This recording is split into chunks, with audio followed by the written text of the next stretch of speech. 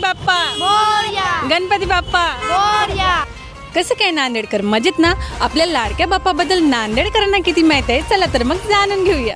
आपण बाप्पाला एकदंतच का म्हणतो? आपण बाप्पाला एकदंत अशामुळं म्हणतो की जेव्हा परशुरामाने महादेवाला भेटायला जात होते तेव्हा गणपती बाप्पा एक याच्यावर होते, समजा समोर कोणाला न जाऊ देण्यासाठी, म्हणजे एक निगराणीसाठी होते.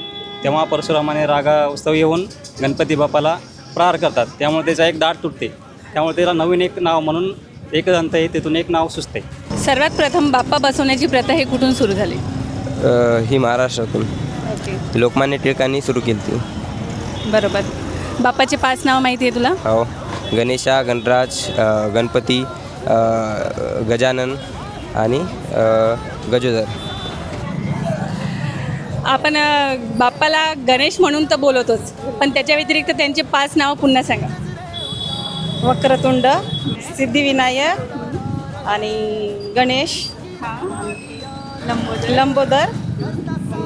गणपती बाप्पाला प्रसाद म्हणून काय चढवतो? मोदक, बुंदीचे लड्डू, असं. लाडू, उंडरोल. सर, तुम्हाला माहीत असलेले बाप्पांचे 5 नावं सांगा. सिद्धिविनायक, गणपती बाप्पा, मोरया आणि गणेश आहे. पुन्हा विनायक, विघ्नहर्ता, एकदंत. गणपतीला नैवेद्य म्हणून काय बनवतं? आता म्हणजे ते मोदक करतात, समजा गव्हाचे म्हणा, पुरणाचे. गणपती बाप्पा गणपती बाप्पा